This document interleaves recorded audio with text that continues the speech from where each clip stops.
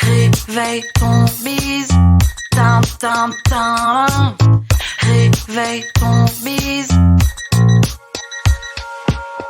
Hello et bienvenue sur le podcast Réveille ton bise. Je suis Justine, mentor podcast et business. J'aide les entrepreneurs à développer un business qui leur ressemble grâce au Human Design et sans prospection grâce au podcast. Tous les lundis à 6h, je me mets au défi de vous partager des conseils et de l'inspiration pour vous réveiller, vous et votre business. Est-ce que vous êtes prêts à attaquer cette nouvelle semaine à fond ? Moi, je le suis. C'est parti, bonne écoute. Salut Julie. Coucou Justine. Tu vas bien ? Ça va et toi ? Ça va. Alors encore plus, merci d'être avec moi ce matin devant mes yeux, dans mes oreilles, dans le podcast, quoi. Ça fait, comme tu l'as dit en off, 2 ans, presque jour pour jour, qu'on a fait notre tout premier enregistrement. Donc, rebelote, on y va. Voilà, on continue sur cette belle lancée d'enregistrement de podcast. Avant toute chose, est-ce que tu peux te présenter, s'il te plaît ? Et bien évidemment. Bonjour à tous. Non, moi c'est Julie du coup. Je travaille avec Justine donc en alternance depuis septembre 2021. Je suis business manager et on avait déjà travaillé ensemble pour un stage du coup pour Justine, le premier podcast de Justine. Donc notre collaboration remonte à 2 ans bientôt maintenant. Et puis mon alternance se termine non pas l'année prochaine du tout. Là, elle se termine en septembre. Et parce que j'ai l'habitude de dire l'année prochaine, parce que ce n'est plus l'année prochaine, c'est dans 2 mois. Cette année. donc ouais. Et du coup en septembre, je me lance en freelance business manager pour aider les entrepreneurs. Quel parcours de folie.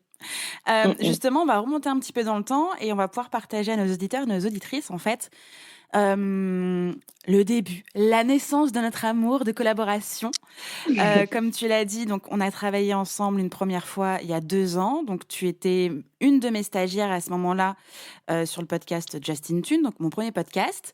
Et du coup, on va parler de ce qui s'est passé à peu près à cette époque-là, même si on va pas aller dans le pur dur du sujet, comme il y a déjà un épisode sur pourquoi avoir des stagiaires et comment ça s'est passé, etc. D'ailleurs, l'épisode sera en description de cet épisode-là pour les curieux et les curieuses. Donc, on va passer sur le stage, on va passer sur le format alternance, ta propre expérience, ma propre expérience, ce qu'on peut en dire, et puis nos débuts dans la collaboration ensemble et pourquoi tu lances en freelance ensuite et pourquoi on continue de travailler ensemble après.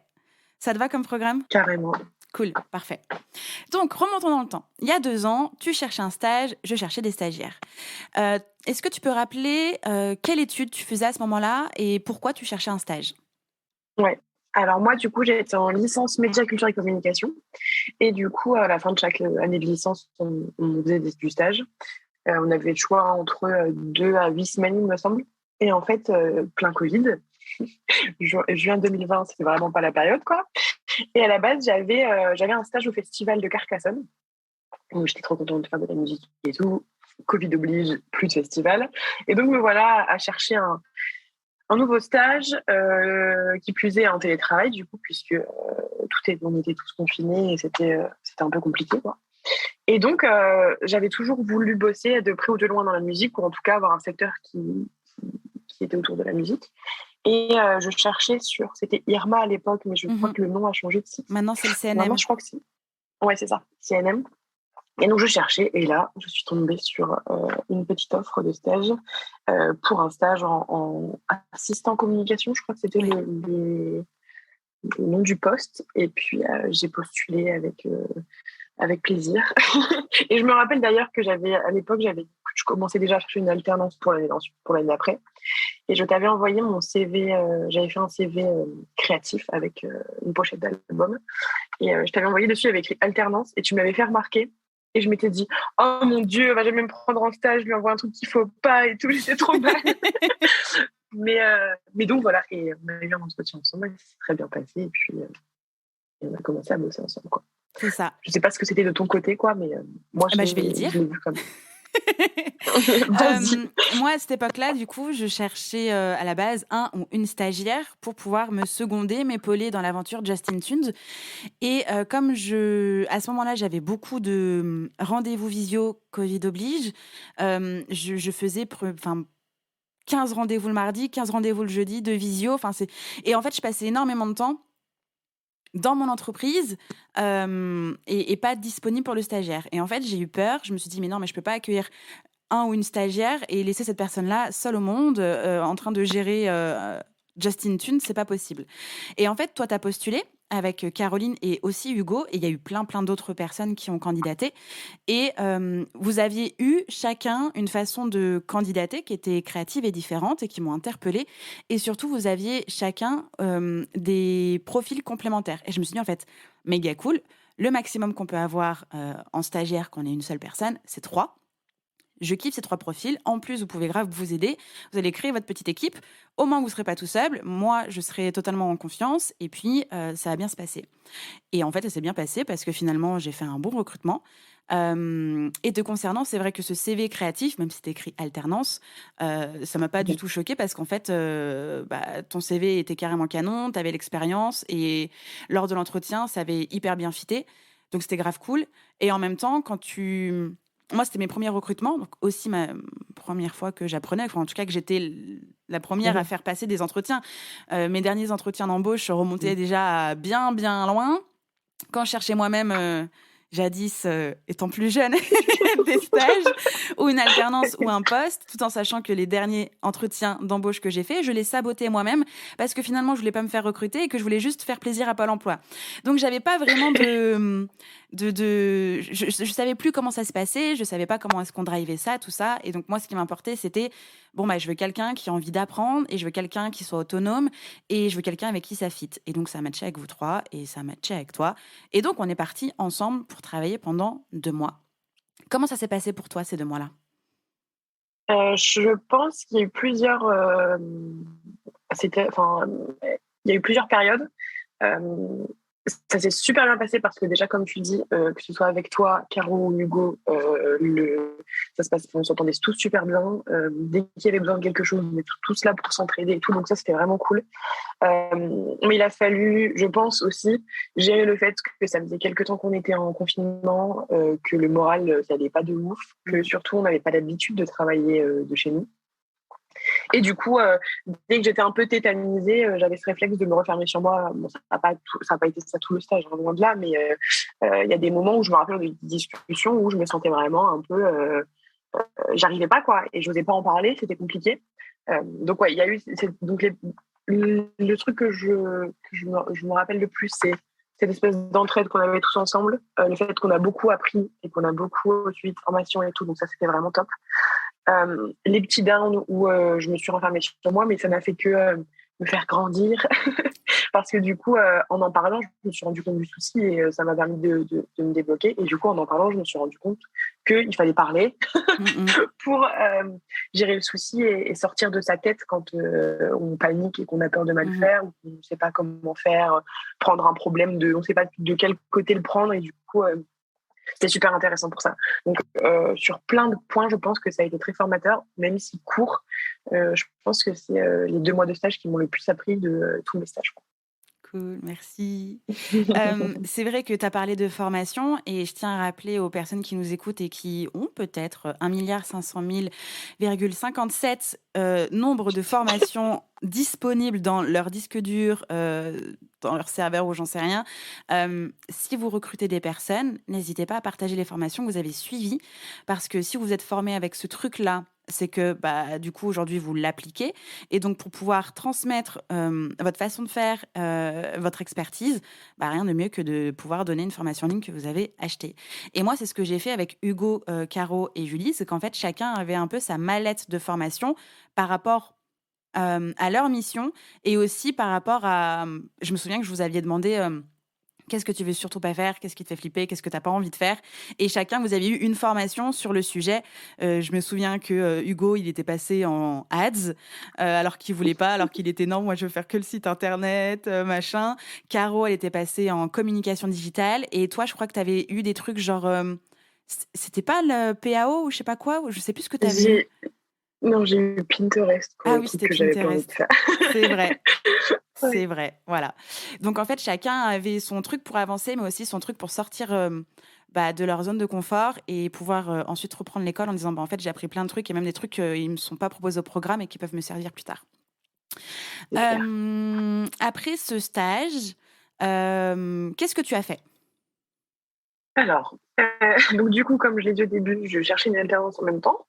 Donc, moi, j'ai trouvé une alternance assez tard. Je crois que c'était mi-septembre pour fin septembre, début octobre. Donc, j'ai fait une première alternance où j'étais assistante chargée de communication et marketing. Et donc, bon, toujours à peu près la même problématique du fait que c'était toujours un peu le confinement, le Covid, machin chouette. C'était pas que confiné, mais bon, il y avait quand même beaucoup de périodes en télétravail. Et ce poste sur le papier était génial.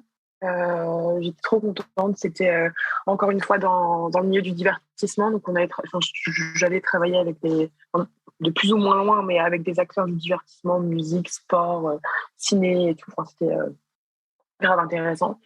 Euh, et en fait, ça a bien commencé. Euh, je me, je me sentais libre de faire plein de choses et tout. Et en fait, peut-être un peu trop libre au bout d'un moment, je me suis un peu sentie délaissée, je pense. Et je pense que pour le coup, ils ont fait un mauvais recrutement. Euh, C'était pas un poste d'alternant qu'il fallait mettre sur ce poste, Mmh. un profil d'alternant qu'il fallait mettre sur ce poste. Et du coup, j'étais totalement perdue, quoi. Et ça a été très, très, très compliqué à vivre. Et c'est là que je me suis dit, oula, mais moi, je vivais dans mon monde de bisounours. Tout s'est toujours bien passé. Je pensais que ça allait continuer, quoi. Et Mmh. en fait, pas du tout. Et en plus, j'arrivais sur Paris. Donc, quand même un déménagement et plein de choses qui changent. Encore une fois, le télétravail en plus, on ne voit pas qui on veut quand on veut. Et donc, ça a été très compliqué sur plein de points. Mais bon, il a bien fallu continuer. Je pense que le plus dur, ça a été j'avais des sons de cloche très différents de chaque personne qui était au-dessus de moi. Mmh. Et j'avais pas un manager en particulier qui me gérait moi entre guillemets. J'avais les deux boss. J'avais une freelance qui bossait avec moi en communication et marketing, mais du coup, elle prenait pas trop sa place parce qu'elle n'était pas là tout le temps. Du coup, des fois, elle me disait quelque chose, oui, c'est bien, continue. Un des boss me disait, non, c'est grave nul. L'autre boss me répondait après le premier, il me disait, ouais, si, c'est trop bien en fait. Et bref, et ça, c'était super compliqué. Dès que j'essayais des choses, enfin bref. Et puis j'étais dans la dynamique où eux, ils étaient en très grosse croissance, donc vraiment, ils faisaient que recruter. Mais en même temps, c'était en plein Covid, donc acteurs du divertissement, pas beaucoup d'argent. Donc il y avait aussi une période de flop, quoi. Donc, et ce qui fait que je pense, ils allaient très vite. Ils faisaient pas forcément attention à comment ils géraient notre relation en termes de mots échangés, quoi. Je suis quelqu'un de Mmh. très sensible et qui prend les choses à cœur. Je pense qu'il y a des choses que, même si tu n'es pas sensible, tu n'as pas à dire, mais ils sont allés un peu trop loin dans leurs paroles, un peu trop loin dans leur façon de gérer les choses. Moi, du coup, je mettais plus limite entre leurs paroles, moi, mon taf, donc je me retrouvais à faire des 8h, 20h pour essayer de gérer tous les soucis, pour essayer de faire de mon mieux, pour essayer de prendre toutes les problématiques qu'ils m'avaient données, les améliorer. Euh, mais non, ça n'allait pas. Et donc, en mois de février 2021, Oui. oui, j'ai décidé de leur dire bye bye et de partir pour moi parce que je sentais que ça allait être compliqué si je restais avec eux. Mmh. Et donc, j'ai changé d'alternance. J'en ai fait une deuxième en un an. C'était court mais intense. Où là, j'étais dans une agence de communication. Rien à voir. Pas du tout la même chose. J'ai eu la chance un peu plus de rencontrer des collègues très cool, ce qui était beaucoup moins le cas avec l'autre alternance parce que déjà, on n'était pas le même âge et qu'on était en télétravail très souvent, qu'eux étaient un groupe soudé, que moi, je n'osais pas trop. Je ne suis pas quelqu'un qui me met en avant, qui essaye d'aller vers les gens, enfin, j'essaye d'aller vers eux, mais on n'était pas dans le même monde Mmh. et c'est OK, il n'y a aucun souci. Mais c'est juste que du coup, tu te retrouves vite seul quand tu es tout seul à ton taf et que tu n'as personne à qui parler. Mmh. Et du coup, cette deuxième alternance, j'ai eu la chance, vraiment la grande chance d'avoir deux alternantes avec moi avec qui ça se passait super bien. Donc, rien à voir. Je pense qu'il y avait des soucis aussi. Je pense que ça a été compliqué sur certains points. Mais dans le global, ça a été quand même beaucoup mieux. Je pense qu'il y avait un souci comment dire, de distance entre les alternants et les tutrices. C'était soit vraiment très pro et trop froid, et du coup, ça n'allait pas, soit vraiment trop dans l'intimité, entre guillemets, on était copines. Et ce souci de management, je pense, a créé plein de problèmes au sein des relations, en fait, avec les tutrices et entre les tutrices et les alternants, quoi. Mais je pense que dans tous les cas, les alternants comme les tutrices, on a appris de ça, même si on n'en a jamais vraiment discuté, et qu'il y avait beaucoup de messes basses, en fait, au final. Je pense que maintenant, ils ont voir des alternants, ça a l'air de bien se passer. Bon, après, je ne suis pas à l'intérieur de l'entreprise, mais... et puis, nous, en tout cas, moi et mes copines, donc je peux parler pour nous trois, ça se passe très bien dans nos alternances actuelles, et du coup, je pense qu'on a retiré le meilleur et que ça se passe très bien maintenant, quoi. Ok. Donc, voilà. De ces deux expériences, est-ce que tu peux nous résumer, les choses à ne pas faire? Donc toi, étant alternante, qu'est-ce que tu peux dire aux personnes qui souhaitent recruter un ou une alternante, ce qu'il ne faut surtout pas faire? Être sûr que c'est un alternant qu'il te faut. Ça, c'est la première grosse question et le premier truc qu'il faut se poser, parce que c'est très cool de recruter un alternant, mais c'est pas comme recruter un CDI. Et ça, il y a beaucoup de gens qui l'oublient. Surtout avec l'époque Covid où on avait l'offre pour embaucher les alternants. Donc, c'était vraiment de la main-d'œuvre facile, entre guillemets.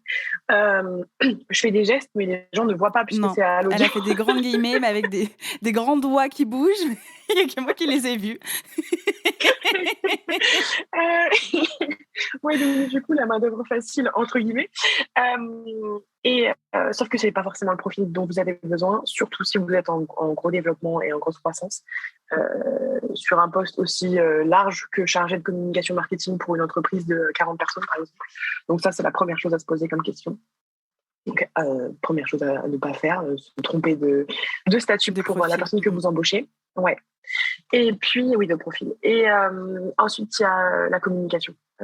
Faut être capable déjà d'avoir le même son de cloche et que tout le monde soit OK. On a le droit de ne pas avoir les mêmes avis, surtout sur la communication, les visuels et tout, c'est très, très subjectif en général. Bon, même si ça reste dans les codes il faut que ça reste dans la charte graphique, etc., évidemment, ou en tout cas dans la ligne édito plus généralement. OK, il n'y a aucun souci, et on peut échanger sur les avis différents qui fait quoi, mais mettez-vous d'accord si quelqu'un a dit oui, go, on y va là-dessus, go, on y va là-dessus, et point barre, et pas la deuxième personne revient me voir en me disant non, en fait, moi, j'aime pas du tout, donc en fait, on fait pas ça, on fait ça. Et ça a été quelque chose de très récurrent dans ma première alternance, qui fait que, en fait, tu ne sais plus quoi faire, où le faire, comment le faire. Tu sais pas ce qui va plaire ou pas plaire. Des fois, ils avaient en plus le truc de quelqu'un me disait, vas-y, go, c'est bon. Je publiais. La même personne me disait, mais non, en fait, ça va pas du tout. Donc, les sons de cloche, les mêmes sons de cloche. Une fois que c'est acté, c'est acté. Et donc, ce qui vient avec le fait de la communication, en fait, il faut être capable d'avoir un très bon système de communication pour que tout le monde soit OK sur tout ce qui se passe, sur ce qui est décidé ou non. Et là, en l'occurrence, je pense qu'il y avait aussi le gros souci, ils étaient overbookés. Donc, pour le coup, les patrons faisaient 5h, 22h non-stop, quoi. Et ils n'avaient pas le temps de s'arrêter 5 secondes pour parler. Et si tu n'as pas le temps de t'arrêter, c'est super compliqué, en fait. Et même quand on avait des réunions ensemble, tu sentais qu'ils étaient en train de penser à autre chose ou en train de faire autre chose carrément pendant la réunion. Enfin, si tu es capable d'embaucher quelqu'un, ou là pour le coup que ce soit alternant ou CDI, et que en tout cas c'est l'image de ta boîte, et que la communication c'est quand même l'image de ta boîte, il faut que tu puisses prendre le temps de gérer ça, surtout quand ça commence à être mis en place. Quand ça roule et tout, je pense que tu peux avoir un peu plus de liberté quand tu es chargé de communication ou directeur de com. Bref, quand tu as le poste à responsabilité et que tu n'es pas le directeur de la boîte. Mais au début, en tout cas, étant donné que là, en plus, c'était leur bébé, quoi, il faut être capable de libérer du temps pour gérer ça et de bien le faire, quoi. Et puis, quelque chose où là, c'est un petit pic, parce que, bon, c'était vraiment pas très gentil. Mais soyez respectueux et gentils envers les gens. Parce que je pense que ça venait pas d'un mauvais sentiment. Je pense que c'était leur façon de faire, leur façon de gérer, leur façon de se parler entre eux en général. Mais il y a des choses qu'on ne dit pas, surtout quand tu sais que la personne en face de toi est en souffrance. Je crois que je leur avais pas encore parlé que j'allais pas bien, que je me sentais mal dans le taf. Mais ça se sentait que j'étais tirée dans tous les sens. On pouvait ne voir que ça. Tout le monde m'envoyait des messages dans la boîte, en tout cas les gens avec qui je parlais un peu, en me disant mais ça va, t'es sûr que ça va. Donc non, la gentillesse sera toujours la chose la meilleure à faire. Petite anecdote d'un moment très compliqué pour que vous compreniez ce que je veux dire. Il y avait un problème sur un truc de code. Sachant que, bon, on est bien d'accord, je n'y connais rien en code, hein, je n'ai pas mon métier du tout. Et donc, j'ai voulu parler avec le mec qui gérait ça dans cette boîte. Et il m'a dit non, c'est pas possible, je peux pas le faire maintenant. Et en plus, c'est impossible, il faut passer par un autre logiciel. En gros, je résume la situation. Et j'ai dit, ok, bon, bah, pas de souci, je vais répondre ça donc, au directeur qui me pose la question. Et je lui dis, mais ce n'est pas possible. Monsieur machin m'a dit que c'est pas possible. Je ne sais pas, moi, si c'est possible ou non. En tout cas, l'expert que je connais là-dedans m'a dit, c'est pas possible. Et finalement, cet expert est venu le voir 1 heure après en disant, si, c'est bon, en fait, il n'y a pas de souci, ça va me prendre 5 secondes. Donc déjà, moi, je suis passée pour une gogole, littéralement. Et là, la personne, donc le directeur, m'a dit mais tu sais, Julie, des fois, il faut se sortir les doigts du cul pour trouver les bonnes réponses. Si t'es pas capable de le faire, on trouvera d'autres moyens. Merci. Mais non. Donc, oui, ça, c'est pas nécessaire. Surtout que j'étais vraiment pas contente que le mec qui m'avait dit un truc et dit l'inverse au patron. Mais surtout quand ça peut être rapidement vérifié que j'ai tout donné et que j'ai demandé et que j'ai essayé, te permet pas de dire ça. Et même si j'avais pas essayé, là, c'était pas une question de vie ou de mort. Et il y a des façons de dire les choses, on est d'accord. Donc voilà, en tout cas pour cette première alternance.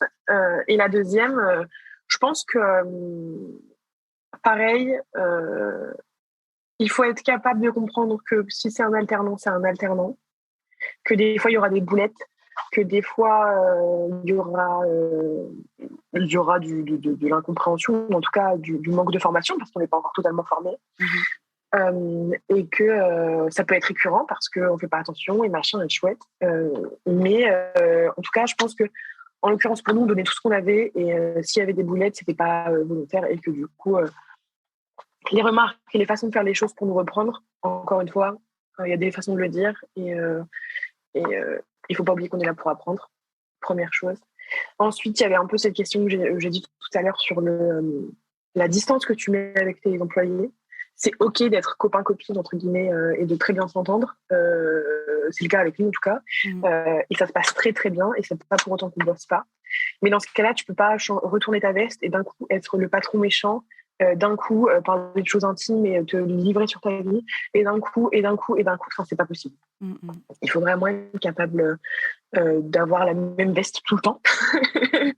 Ne pas mettre un pull ou un maillot de bain toutes les 5 minutes pour discuter. C'est quoi cette métaphore? Je change ma veste, je change de vêtements, tu vois, t'es un peu plus intime pas. Donc ouais, je pense que ça c'était un des points les plus importants en tout cas, et la communication aussi. Il s'est passé des choses au sein de la boîte et en tout cas avec des gens dans la boîte qui ont eu des gros problèmes et on l'a appris de manière extérieure ou en tout cas de manière publique et on s'est tous dit mais en fait si vous nous en aviez parlé avant et si on n'avait pas appris en même temps que le reste du monde, on l'aurait beaucoup mieux vécu, on aurait compris tout ce qui se passait, les problèmes qu'on devait gérer et tout, enfin ça aurait été beaucoup plus facile à gérer quoi. Donc ouais, je pense que c'est les choses les plus importantes à retenir. Ouais. Moi, à ce moment-là, du coup, en sortie de vos stages, je ne savais pas encore si je voulais d'autres stagiaires ou si je voulais recruter quelqu'un, ce que j'allais faire de Just in Tune, mais je voyais bien de toute manière que je ne pouvais pas récupérer toute seule, encore une fois, avec mon entreprise qui commençait à se redévelopper. J'étais en train de retravailler sur mon business, etc. Et du coup, je me suis mise à chercher une alternante. Et à ce moment-là, quand t'arrivais en poste, et pareil, Caroline cherchait, je crois qu'elle cherchait aussi son alternance. Hugo était retourné à l'école. Caroline, elle avait trouvé son alternance. Elle avait trouvé aussi. Ok. Ouais, je me souviens qu'on discutait vachement toutes les trois sur, alors déjà vos entretiens. Moi, je me posais des questions sur comment ça fonctionnait, du coup, vous, l'alternance, etc. Et du coup, vous me questionnez, genre, parce que vous sentiez bien que dans vos alternances, c'était genre chelou. Donc, vous me questionnez vachement sur, mais je suis comme ça, ou ça s'est passé comment avec, tu l'as senti comment? Est-ce que c'est normal qu'on me dise ça, etc.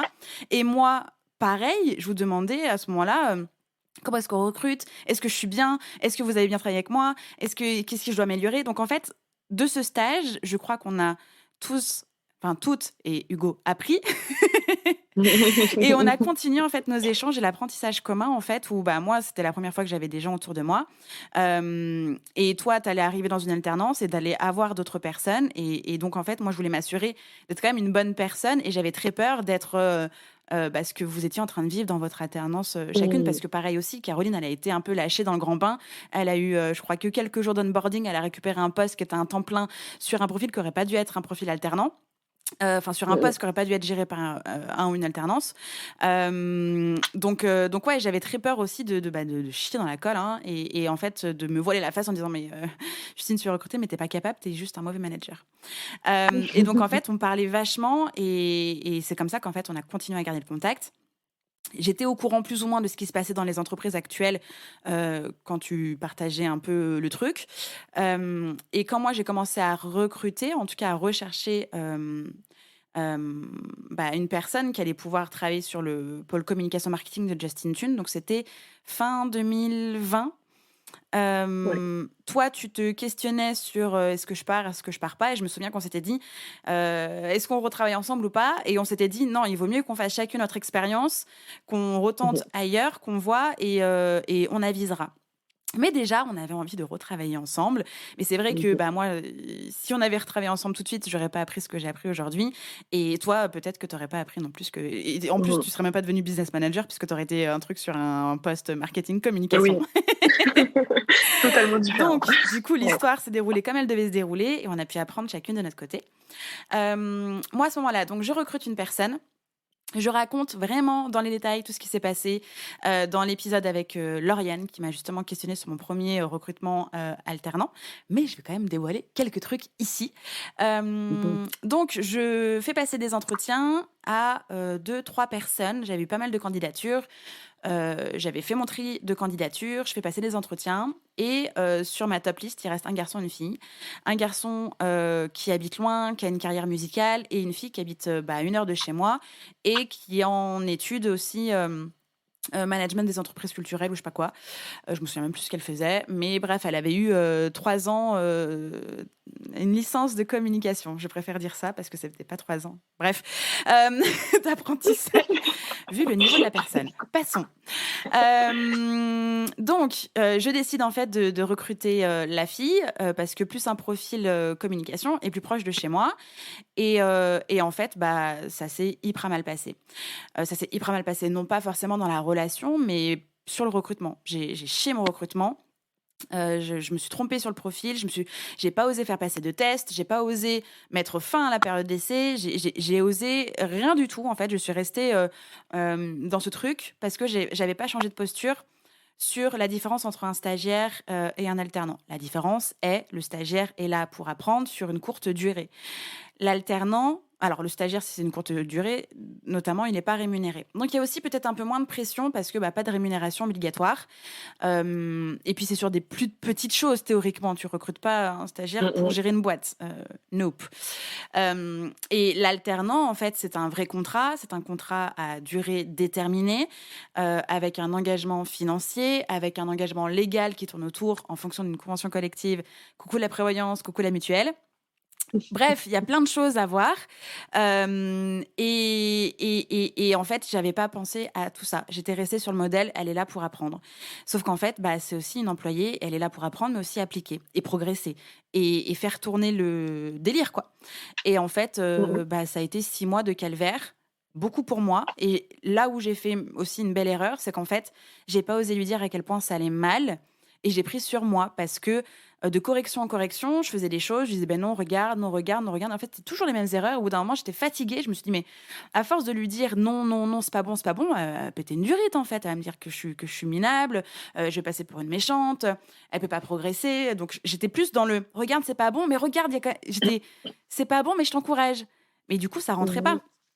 Et puis d'autant plus que tu peux pas transmettre des connaissances ou laisser la personne apprendre des choses si elle-même n'a pas envie d'apprendre des choses. Et ça aussi, je l'ai vu Oui, sur le truc, où je me suis dit, mais là aussi, c'est vrai que ça existe des gens qui viennent juste pour avoir un job, qui viennent juste ouais, pour avoir un salaire, qui viennent juste pour avoir une sécurité financière et qui viennent pas pour l'entreprise. Et ça, je l'avais pas vu. Euh, et quand j'ai commencé à le voir, c'était déjà trop tard. La période d'essai était terminée, fallait rouler, quoi. Et un mhm. jour, je crois que c'était au bout de 4 mois, j'ai vraiment craqué. En fait, je lui ai dit que je pouvais plus venir en visio. Je passais trop de temps à corriger. Elle pouvait même pas publier de façon autonome sur Instagram, quoi. Je ne pouvais même pas laisser faire ça. Il y avait des erreurs de partout. C'était une cata. C'était une cata. Et en plus, du coup, sur toute la fiche de poste qu'elle devait prendre en main, elle gérait finalement que l'Instagram qu'elle ne gérait pas. Donc c'était vraiment, j'avais tout à gérer, plus une personne, plus une pression financière, plus mon business, plus ma formation, plus les entrepreneurs que j'accompagnais, plus ma vie, plus. Et en fait, c'était vraiment une tannée. Et un matin, j'ai pas pu sortir de mon lit. J'étais en pleurs. Et je lui ai dit, en fait, non, je peux pas venir. Et puis là, il y aura pas de visio pendant un certain temps parce que je ne pouvais plus. Non pas plus la voir en peinture, quoique, mais je ne pouvais plus m'occuper de ça, quoi. J'étais vraiment genre, faut que ça dégage, faut que ça brûle, faut que ça ce ne soit qu'en fait qu'un mauvais souvenir. Et c'est à ce moment-là, en fait, j'ai fait un point avec son école. En fait, son école m'a contactée. D'ailleurs, oui, école absente.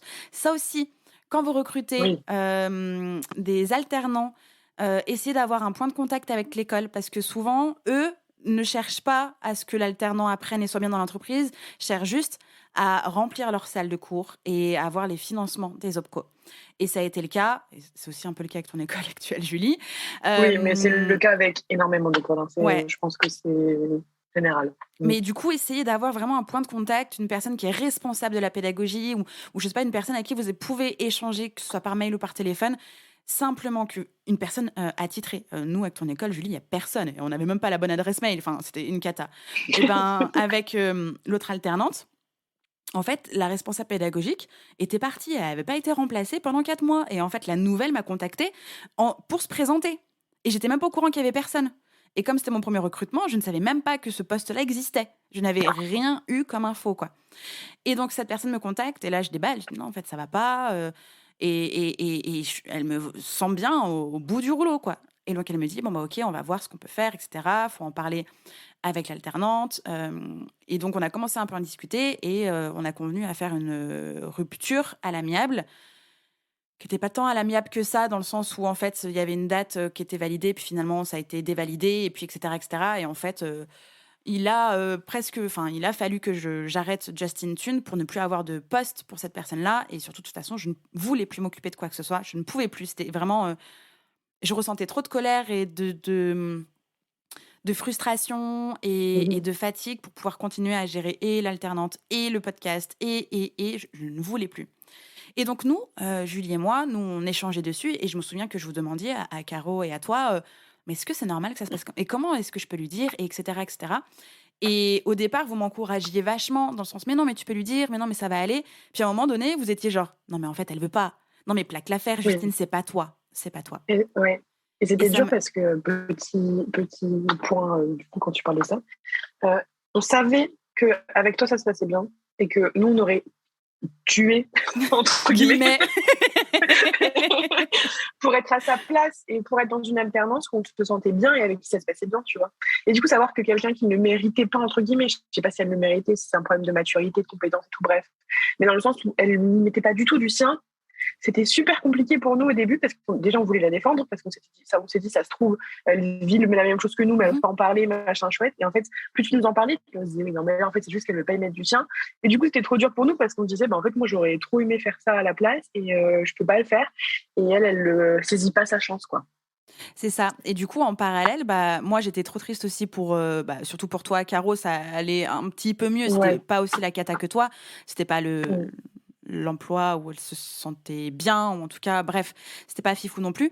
Mais toi, c'était vraiment la galère. Et du coup, on était toutes les trois, chacune de notre côté du job, en fait, en train de douiller, en train de douiller. Ouais. Et je crois que ce qui a pu nous faire tenir, encore guillemets, on précise, c'est que comme on communiquait toutes les trois ensemble, on savait que finalement, certes, on avait des choses à améliorer, mais on n'était pas à la racine du problème et qu'il y avait un problème qu'on ne pouvait pas contrôler ni même maîtriser, qui était la personne avec qui on Ouais. travaillait. Et Mm, c'était pas contrôlable. Et qu'en fait, la seule solution, c'était d'arrêter, tout simplement. ouais. Et comme nous, on continuait de parler, et comme j'avais arrêté Justin Tunes, et comme j'avais besoin de renfort sur mon business que vous connaissez actuellement, et ben c'est là que je t'ai proposé, enfin non, je t'ai déjà demandé qu'est-ce que tu vas faire l'année prochaine, comment ça s'est passé, où tu vas comme ça. Et donc c'est là que tu m'as dit que justement, t'allais me recontacter parce que tu voulais changer de master, que tu voulais m'en parler et que tu voulais voir s'il y avait moyen de moyenner. Et j'ai dit, mais c'est parfait parce que moi aussi, je veux voir ce que tu fais pour voir s'il y avait moyen de moyenner. Parce que je cherchais une autre personne, mais j'avais très peur de recruter une personne que je ne connaissais pas sur un poste qui est le business management, où en fait, je t'ai ouvert les portes de mon entreprise, tu as les clés, Mm. tu as tout, de mes comptes jusqu'à tout, en fait. Tu as l'intégralité de mon cerveau, de mes mots de passe, de mon entreprise. La seule chose qui te manque, je pense, c'est mon carnet de santé et quel groupe sanguin je suis. Je crois que c'est la seule chose. Ça Mais je pourrait être devrais te le utile. donner. On sait jamais. Je vais te mettre dans mes numéros d'urgence, tu sais, à appeler. T'es super loin, mais c'est pas grave. Je sais que derrière, t'as les mots de passe, donc tu vas pouvoir transmettre les bonnes informations aux bonnes personnes, tu vois. C'est clair. C'est clair. À noter dans la to-do. Carrément. Mais voilà, et donc j'avais très peur de recruter une personne que je ne connaissais pas. Après l'expérience que j'avais eue sur un poste avec autant de responsabilités, voilà. Et donc toi, je ne savais pas si tu étais sur la com, marketing, etc., etc. Peux-tu nous expliquer pourquoi avoir plaqué l'affaire sur la com, le marketing? Moi, je pense que c'est parce qu'il y a tes expériences qui t'ont un peu dosé, saoulé et du coup rincé, j'ai plus envie. Mais peut-être aussi parce que tu avais envie de voir d'autres choses. Et pourquoi t'être tourné sur le business, l'entrepreneuriat et plus particulièrement la gestion des entreprises? Ouais. Alors du coup, petit retour en arrière, comme j'ai dit tout à l'heure, moi j'ai fait une licence média, culture et communication. Donc toute une licence de communication, mais c'était une licence, c'est-à-dire que la licence, comme on le sait, c'est plutôt théorique. On avait beaucoup d'histoire de l'art, de communication politique, enfin en tout cas d'histoire de la politique et tout. Enfin, c'était moins pratique, même si on avait quelques cours pratiques. Après ma licence, tu pouvais pas me lâcher dans le monde de l'entreprise, c'était pas possible, j'étais pas apte à le faire.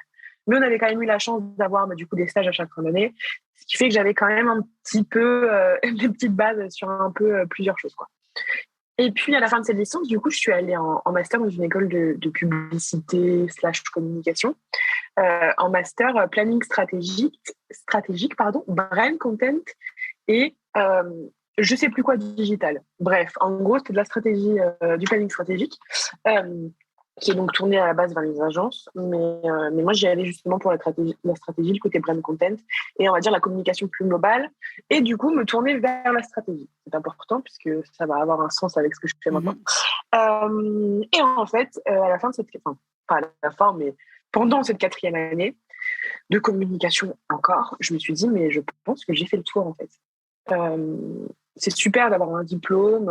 Oui, je pourrais continuer jusqu'au M2. Mais au final, je m'ennuie. Ça m'embête. Et comme tu l'as dit, il y avait mes alternances qui n'avaient pas du tout arrangé la chose et qui m'avaient, je pense, un peu dégoûté de la communication. Mais j'aimais toujours le côté stratégique, moins le côté opérationnel, quoi. Et sachant qu'en plus, dans ma 2e alternance, je ne l'ai pas dit, je crois, mais j'étais community manager. Et je faisais vraiment que de l'opérationnel. Donc, j'enchaînais 5 posts par jour. Tous les jours, c'était ça. Des stories, des posts, des stories, des posts, des stories, des posts, des stories, des posts. Et en fait, au bout d'un moment, au bout de 2 semaines, j'en avais déjà marre, en fait. Parce que c'était tout le temps la même chose. En plus, j'avais un gros client. Du coup, c'était le seul truc que je faisais. Donc, c'était toujours la même thématique. Et au bout d'un moment, c'était pas possible, quoi. Les gens qui adorent ça, allez-y, aucun problème. Mais pour le coup, moi, je me suis dit, non, c'est pas possible. Et en fait, de par ces expériences en alternance, j'ai commencé à me dire, mais en fait, je crois que je ne veux pas être salariée.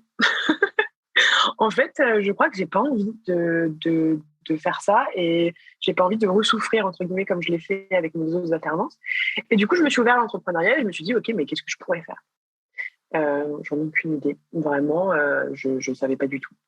Et donc, j'ai commencé à regarder des alternances plus vers le côté business management et entrepreneuriat, du coup. Enfin, des écoles, pardon, des cursus, je vais y arriver. Et en parallèle, en fait, avec ma colocataire Jade, coucou Jade, on réfléchissait en fait à monter une boîte ensemble. On ne savait pas encore trop quoi, comment, qui. Moi, j'avais plusieurs idées et tout. Mais dans tous les cas, je savais que j'avais envie de faire quelque chose et que j'avais envie d'entreprendre et que donc, j'aimerais bien un poste qui soit similaire là-dessus, pardon, et un master qui soit similaire. Donc, je me voilà notamment un master 1 en business management et entrepreneuriat pour voir ce que ça fait d'être entrepreneur.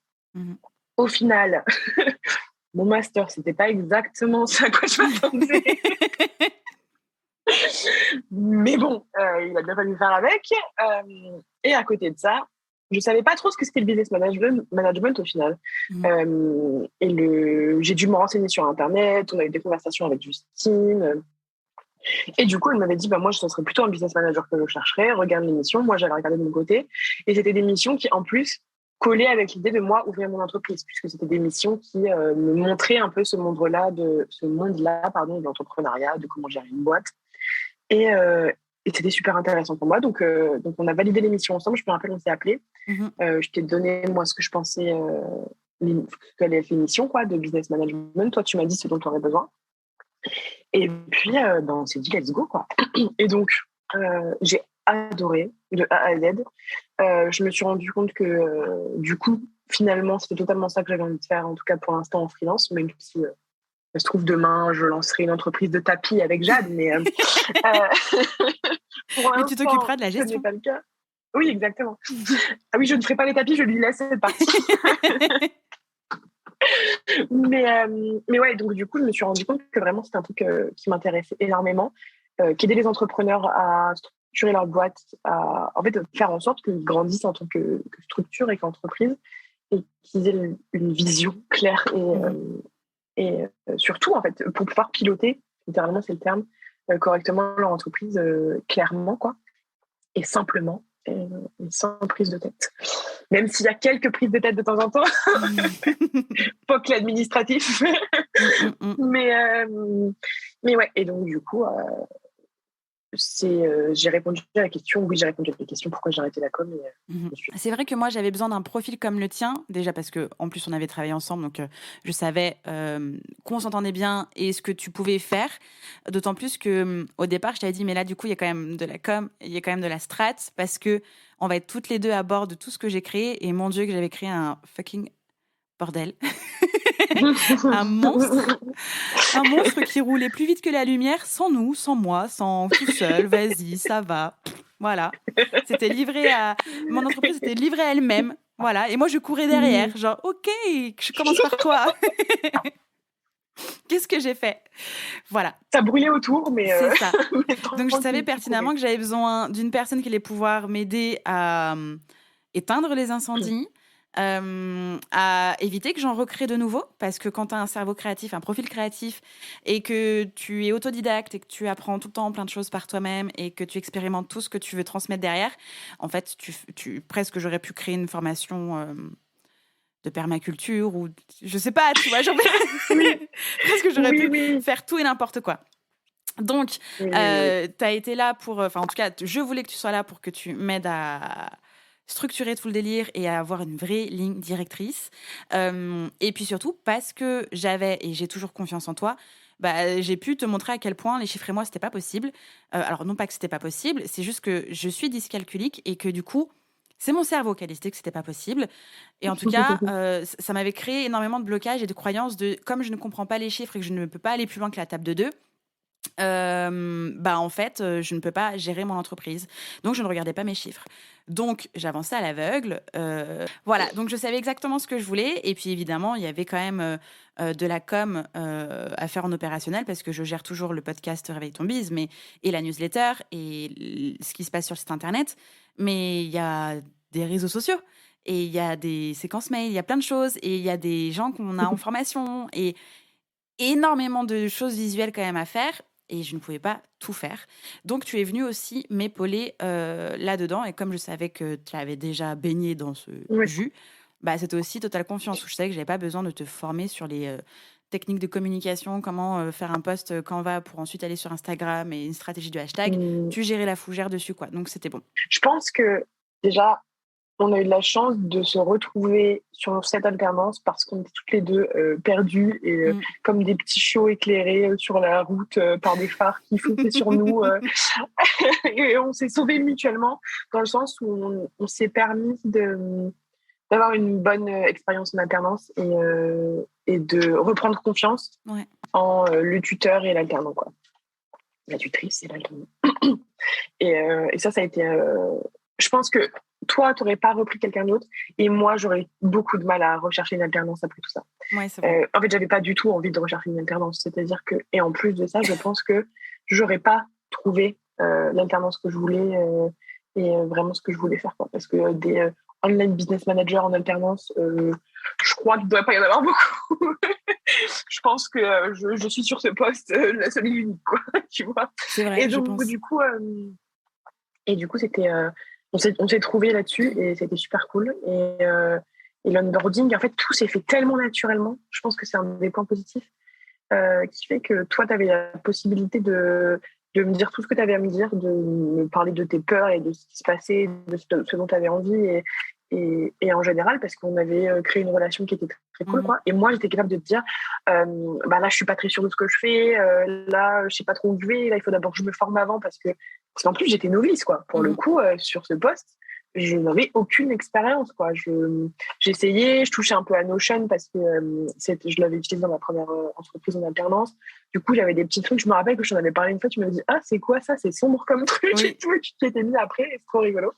Bref, donc, j'avais des petites bases sur certaines choses, tu vois, notamment sur l'outil. Mais bon, l'outil ne fait pas tout. Et on a eu cette possibilité, cette simplicité, entre guillemets, de se dire tout et d'être qui on est. Et en tout cas, dans le taf même, de pouvoir se confier sur nos peurs et les soucis qu'on rencontrait ou pas. Je pense qu'on a été très forte aussi à se dire quand c'était trop cool et qu'on arrivait à faire des trucs bien. Et ça, c'est super important. Vraiment, gros point à mettre en avant pour tous les tuteurs, tutrices qui nous écoutent. Ou en tout cas, les gens qui ont une équipe. Dites à votre équipe que c'est bien. Parce que c'est rare. C'est trop souvent pris pour acquis. On pense que voilà, il a compris qu'il avait fait un bon taf parce que j'ai validé et tout. C'est faux. Les alternants sont là pour avoir de la validation, parce qu'ils sont là pour apprendre, ils veulent être sûrs que leur taf est bien et qu'ils continuent dans la bonne direction. Et vraiment avoir quelqu'un qui te dit mais c'est trop bien ce que tu as fait là, ah mais trop bonne idée, ah mais j'aurais jamais pensé, ah mais enfin c'est super cool. Et c'est pas juste pour booster notre ego, c'est vraiment pour être sûr qu'on va dans la bonne direction. Donc voilà. Et puis, en général, je pense la dynamique qui fait que du coup, ça t'a laissé toi l'espace d'être plus créative et de penser à plein d'autres choses et de pouvoir créer plein de choses. Enfin, je veux dire, là, en une année, on a créé 3 trucs différents. On a fait un événement d'anniversaire. On est passé en société. On prépare des trucs. On est passé en société. On a pris des vacances. Ouais, tu as pris des vacances surtout parce que moi, au final, je devais les prendre. Mais toi... C'est vrai. Ouais. On a lu des livres. J'ai essayé de lire des livres.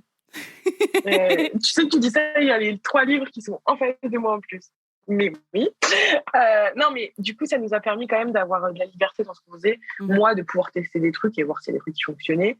J'ai testé les automatisations et tout. Enfin, c'était un truc... c'est un peu sombre au début. Tu te dis, oulala, c'est pas trop... Je suis pas très tech. Et puis, j'ai testé, j'ai adoré, j'ai essayé de faire des choses. Toi, du coup, tu as eu la liberté créative de tester d'autres choses et d'autres produits, d'autres accompagnements. Et ça, c'est très cool. Et puis voilà, en général, la liberté de faire tout ce qu'on veut, comme on veut, du moment que on fait avancer la boîte et que ça roule, quoi. Ça, c'était très cool. En point négatif, c'est dur, hein. Franchement, voilà. Et il y a le fait que le télétravail, c'est quand même était en équipe. En tout cas, sur un poste d'alternant, en tout cas, parce que quand t'es en freelance, ça marche comme ça très fréquemment, mais quand tu es en alternance, c'est quand même un poste assez particulier à avoir en télétravail. C'est un truc qu'il faut réussir à gérer toi-même et que tu te bottes les fesses, hein, parce qu'il faut avoir de l'autodiscipline. Sinon, à mon avis, tu pars dans tous les sens. Donc, je pense que ça, c'est un peu le truc où on peut rien faire au télétravail, mais ça aurait été cool qu'on se voit plus et qu'on soit capable de le faire. Là, ça n'a pas été le cas. Il n'y a pas de faute de qui, de quoi, de comment. C'est juste que la vie fait que c'est pas toujours facile, mais de s'organiser, de gérer nos emplois du temps communs, parce que on en fait des trucs. Et donc, ouais, ça, c'est le petit bémol, mais ça n'a rien à voir avec l'entreprise ou avec toi, en fait, au final. C'est simplement que c'est la situation qui fait que. Et donc, d'autant plus si jamais vous voulez recruter un poste d'alternant, en alternance, 100% télétravail, c'est un truc à prendre en compte, c'est qu'il faut vraiment être présent et gérer l'affaire, quoi. Parce que c'est compliqué pour l'alternant, même si il est très discipliné, entre guillemets, qui gère son taf tout le temps. C'est pas facile d'être solo derrière son ordinateur, de voir personne, d'être chez toi. C'est pas un truc qui est commun à la base, entre guillemets, surtout quand tu sors de l'école où tu as vu 150 personnes la journée, tous les jours, vous bossez en groupe et tout. C'est quand même... c'est pas à prendre à la légère, en tout cas, si jamais on souhaite recruter. Ouais. Voilà. Mais par rapport justement au télétravail, c'est vrai que même si on se parle quotidiennement, tout le temps, et parfois même le week-end pour savoir, mais qu'est-ce que tu fais ce week-end alors Est-ce que tu t'en sors de ta gueule de bois Ça va jusque-là. C'est vrai que moi aussi, ça m'a manqué de ne pas t'avoir dans le bureau ou de ne pas être à côté dans ton bureau. Hashtag la chambre. Parce qu'on sait que à chaque fois, de toute façon, c'est comme ça, quand tu travailles à côté d'une personne, bon, bah, du coup, les informations sont beaucoup plus rapides à passer. Tu es sur le même diapason, vous êtes sur on est sur le même projet, on a déterminé les tâches, qui fait quoi maintenant tout de suite, et ça y va. Là, à distance, t'as des rendez-vous, j'ai des rendez-vous, t'as une to-do, j'ai une to-do, on essaie d'être synchro, on avance sur le même projet, mais pas totalement de façon simultanée, et c'est vrai que ça peut créer de la frustration, et pour toi et pour moi. Mais ça, c'est aussi à travailler, et encore une fois, cette alternance-là, moi, m'aide aussi à apprendre, et toi aussi à apprendre. On n'a pas parlé d'onboarding, c'est vrai que depuis le départ, on parle de recrutement, de travail, etc. On n'a pas du tout parlé des onboarding, que ce soit en stage, que ce soit en alternance, et etc. etc. Pour Justin Thune, je vous avais préparé un onboarding aux petits oignons avec un Trello, Incroyable. une mallette de formation, un support PDF, un truc canon de chez Canon que j'avais mis 2 jours à préparer, des vidéos, machin. Bref, je me suis chauffé la nouille. J'étais trop fière de moi et j'avais surtout envie de vous transmettre la passion de ce podcast-là, puisque projet passion, donc autant transmettre tout ce qui me faisait vibrer à ce moment-là. Quand tu es arrivé du coup dans l'entreprise, il y avait un onboarding, mais qui était du coup plus petit parce qu'en soi, ce poste était à créer et parce que tu connais déjà la boîte. Donc, j'avais pas eu autant de travail à faire en dehors de c'est comme ça que ça fonctionne, c'est comme ça qu'est le Notion, c'est les points qui coincent, c'est ce que j'aimerais travailler. Voici les projets sur lesquels, parce que tu es arrivé mi-septembre, il y avait des projets, notamment Mova qui revenait, une refonte des supports, etc. Un changement de plateforme. Donc, il y avait des projets déjà qui étaient en cours jusqu'à la fin de l'année et qu'il fallait que je te délègue. Donc, en fait, l'onboarding a plutôt été directement fait dans « c'est ça le fonctionnement que j'ai ». Maintenant, il faut que ce soit différent, amélioré et il y a trop de points de friction.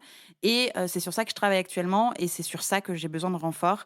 Et donc, l'onboarding a été fait, même si ce n'était pas un feu d'artifice à l'accueil avec un ballon et un gâteau au chocolat, parce que ça avait déjà été fait. Et puis il fallait que je mette les mains dans le cambouis, en fait. Donc, mon onboarding était un peu individuel, entre guillemets, même si c'est bizarre de dire ça, mais il fallait que j'aille voir, creuser ce qui se passait, ce qui se passait pas, ce qui bloquait pas. Même si tu me le disais, il fallait que je puisse le voir de moi-même et comprendre les process ou non-process mis en place pour améliorer tout ça, en fait. Donc, c'est vrai que l'onboarding était... comme c'était un poste en création, et là pour le coup je pense que c'est valable pour les personnes qui soit recherchent un ou une freelance sur un poste d'OBM ou soit un ou une alternante sur un poste d'OBM, s'il n'y a jamais eu ça et qu'on gère ça soi-même avec ses habitudes, même si on a fait des petits process, tout est à créer avec la personne qui va arriver sur ce poste. Donc vraiment faire attention et prendre en considération qu'il y a un temps d'audit, de test, d'observation, avant que des choses bougent et s'améliorent. Et donc moi, ça, j'avais pris ça en considération, d'autant plus que je savais qu'en plus, tu étais en train d'apprendre. Donc, il y a eu vraiment... J'ai laissé le temps... En fait, c'est ça, l'onboarding, c'est que je t'ai laissé le temps de zioter, de prendre la température, de voir que c'était chaud bouillant un peu partout, et de gérer genre, OK, donc on va commencer par ça, etc., etc. J'ai besoin de me former là-dessus pour pouvoir gérer ça, etc., etc. Tout en sachant qu'il y avait en parallèle quand même la refonte de Mova et le transfert sur la plateforme. Donc, il y avait à la fois de l'audit, de la stratégie et de l'amélioration, mais aussi de l'opérationnel sur là, on a quand même une priorité en termes de deadline, il faut que ce soit prêt pour les nouveaux apprenants. Ouais. Oui, c'est vrai que au début, j'étais sur l'opérationnel MOVA et à côté, je faisais tout l'audit sur toute la veille, le benchmark externe, interne, voir comment ça se passait, quoi. Donc vraiment, j'étais sur les deux pôles en même temps, quoi. Et en même temps, il fallait que tu sois sur MOVA parce que comme c'était à l'époque notre seul accompagnement de groupe et que c'est quand même mon expertise, même si tu avais déjà bossé sur le podcast, tu n'avais jamais travaillé sur la création du podcast.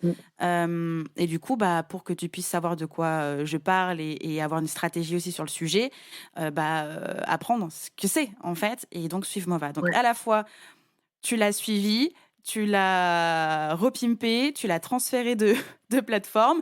Et la bonne nouvelle, c'est que rebelote, là, cette fois, à la fin de l'année. Yes, la boucle est bouclée.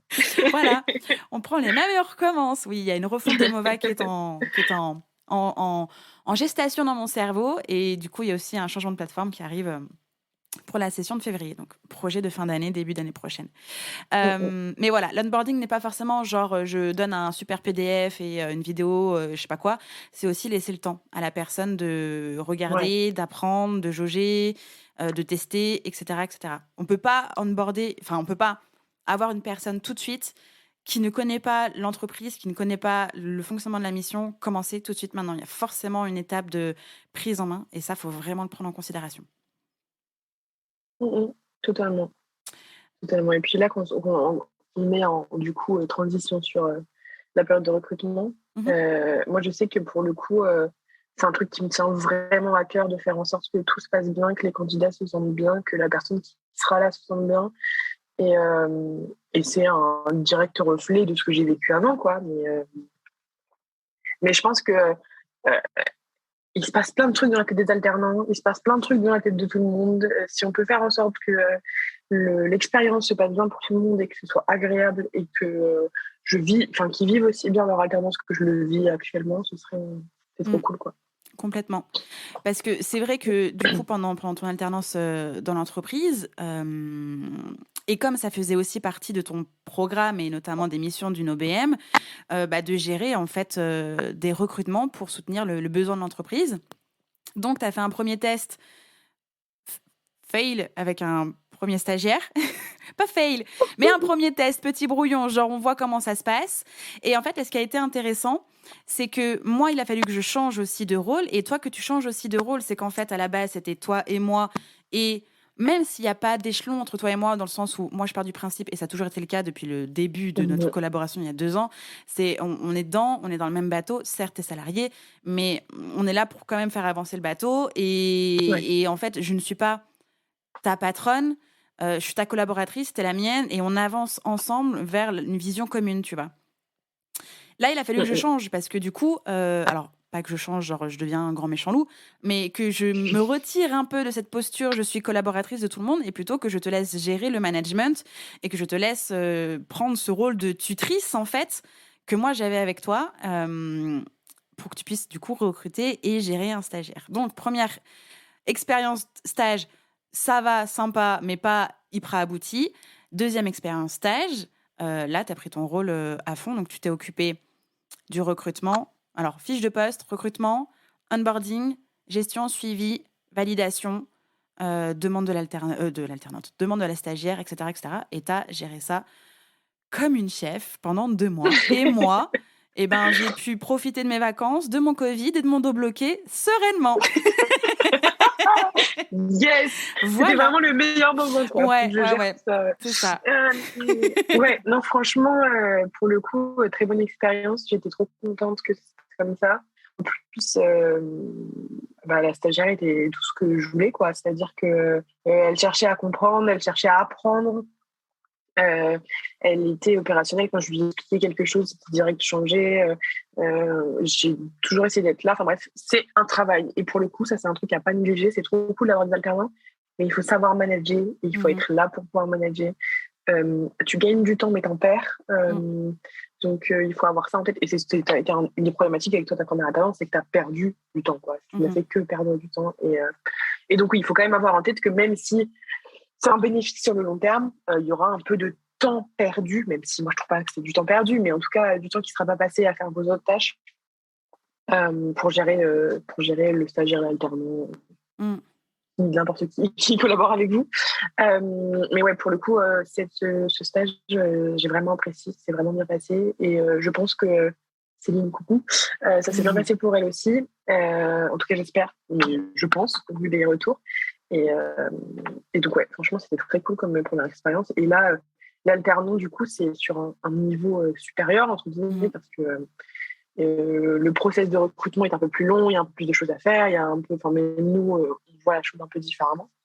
Et c'est tout aussi intéressant, franchement. J'aurais dû être RH j'ai dû être RH dans une autre.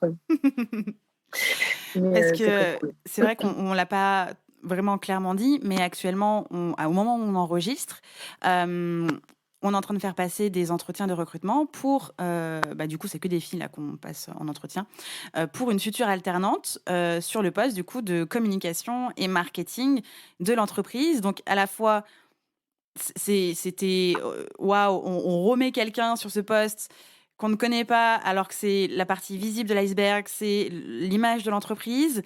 Donc, peur. Et comme on a peur, parce que pour le coup, on a travaillé à fond toutes les deux dessus pendant une année, on a un peu l'impression qu'il ne faut pas qu'on se plante. Si on se plante, on a perdu du temps en recrutement, on a perdu de l'argent, comme tout recrutement en soi. Mais là, en plus, on a notre expérience passée de... Ouais. Faut que ça aille, parce que sinon, on va plus pouvoir recruter qui que ce soit et on passera toute notre vie toutes les deux, parce qu'on a peur de travailler avec d'autres gens. C'est clair. Sauf que Justine, je ne fais plus la communication après. Tu te trompes, tu te débrouilles. Il n'y aura plus rien, je vais fermer, Mais je vais ouais, tout non, fermer. Non, mais voilà. Et en fait, ça c'est bien. Enfin, pour le moment, ça se passe bien. On n'a pas encore fait notre choix. Et voilà, donc justement, là, on s'occupe des entretiens. On essaye de voir comment la personne va arriver, quand elle va arriver, ce qu'elle va faire, dans quel ordre, etc., etc., etc. Parce que toi, du coup, fin septembre, tu prends ton envol et tu passes en freelance. Donc là, il y a double challenge. C'est onboarder quelqu'un qui va être presque à temps plein dans l'entreprise sur un poste qu'on gérait toutes les deux. Plus toi, la sortie de l'entreprise. Et du coup, je récupère des choses que je ne faisais plus, que je vais pouvoir plus ou moins déléguer à l'alternante et aussi, sinon, recruter un ou une autre freelance sur des trucs que toi et moi, on ne fait plus. Bref, donc il se passe plein de choses, mais c'est assez cool parce que du coup, on regarde l'intérieur même du business. Et pour ça, on a aussi décidé de se faire accompagner par Sonia Lerembourg. Coucou Sonia, si tu nous écoutes. Parce que justement, toutes les deux, on avait la tête dans le guidon. Et on avait l'impression qu'en fait, non pas que c'était bancal, mais que c'était tout urgent de partout parce que depuis le passage en société au mois de mars, il s'est passé 1 milliard de choses qui n'étaient pas cool. On a été secoués dans tous les sens. On s'est fait rouler dessus par le poids lourd de la vie. Et du coup, on avait peur, en fait, pas d'avoir fait n'importe quoi, mais en tout cas, plus sereine avec ce qu'on avait créé. Et grâce à l'accompagnement de Sonia, on a vu, que en fait, on avait construit un truc hyper solide, hyper stable. 2, j'ai pu me rendre compte que quand je suis absente pendant 1 mois pour raison de santé ou vacances, en fait, ça tourne. Même si toi, t'es en vacances, parce qu'en plus, ça tombe toujours très, très bien. L'entreprise est seule. Voilà. Elle se gère toute seule. Voilà, c'est ça, c'est que ça tourne. Et donc, en fait, c'est solide. Et que le travail qu'on fait actuellement, c'est non pas du peaufinage, c'est de l'amélioration, du mieux pour la croissance et la solidité du business et surtout pour accueillir d'autres personnes. Non pas que je ne souhaite plus travailler, mais en tout cas, je ne souhaite plus être le cerveau... bordélique de partout, que chacun sache ce qu'il a à faire et que je me laisse faire mon bordel dans mon coin tranquille. On gère chacun notre bordel dans un endroit organisé, voilà. C'est ça, Après, exactement. bon. C'est exactement ça. Donc en fait, ton poste, il a vraiment évolué. Et encore une fois, et ça c'est depuis même le tout premier jour du stage, j'ai vraiment ce truc de, en fait, tu peux pas savoir si t'aimes pas, si tu sais faire ou si tu sais pas faire, si en fait tu ne le fais pas. Et en soi, j'aurais pu dire, mais non, mais Julie, c'est moi qui m'occupais des recrutements, tu te rends compte? Bah non, t'y vas, on y va en fait. Ça fait aussi partie de tes missions futures. Tu sais même pas si toi en freelance, tu vas vouloir le proposer ou pas. Tu sais pas si tu aimes ou pas. C'est ici, c'est maintenant qu'il faut le tester, pas quand t'es en freelance, que tu vas facturer quelque chose et qu'en fait t'es en souffrance ultime.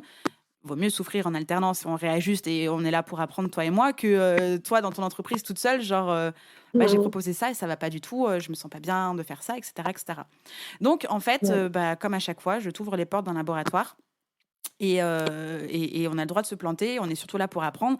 Et je pars du principe que moi aussi, j'apprends parce que à chaque fois que je te laisse apprendre quelque chose et tester quelque chose, moi, je me retire, mais je me recule et je prends de plus en plus cette casquette de chef d'entreprise et de manager, même si pour le coup, c'est toi qui manages les autres personnes qui travaillent avec nous, même si je suis évidemment toujours et encore là, mais moins dans le micromanagement, quoi.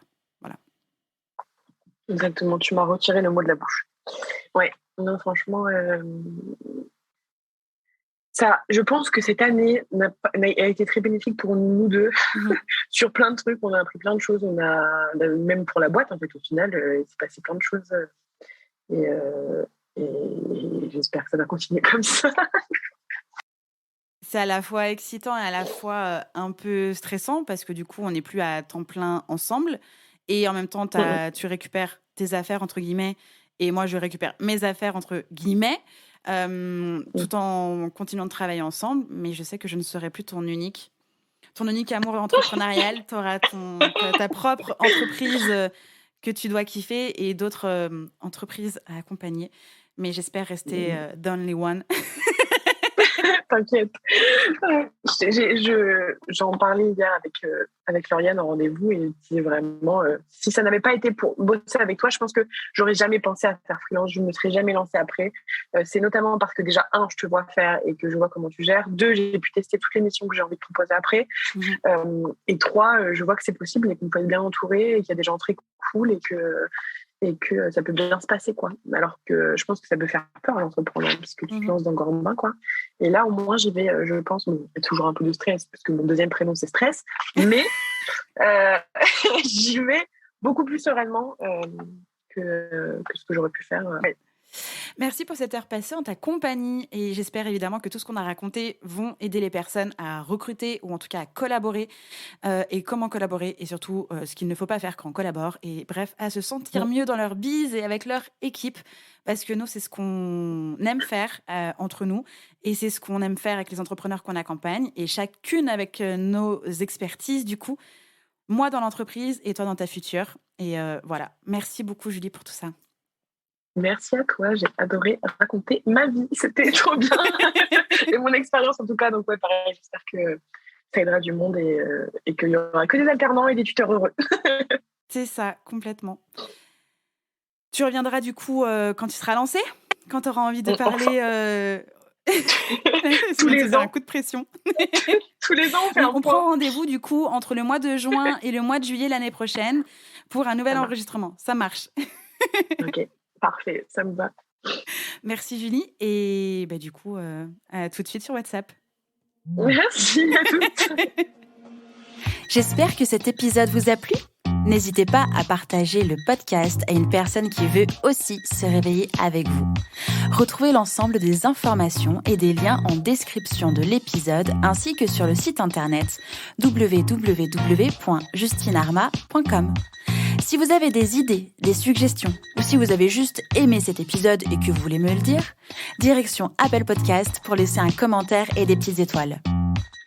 Vous pouvez aussi me laisser des petits mots sur Instagram au nom de Justine-Arma avec 2 A ou par mail à l'adresse hello@justinarma.com. N'oubliez pas de vous abonner à Réveille ton bise sur votre plateforme d'écoute préférée pour ne pas louper votre réveil. On se retrouve lundi prochain, 6h, pour un nouvel épisode. Bonne semaine. Ciao!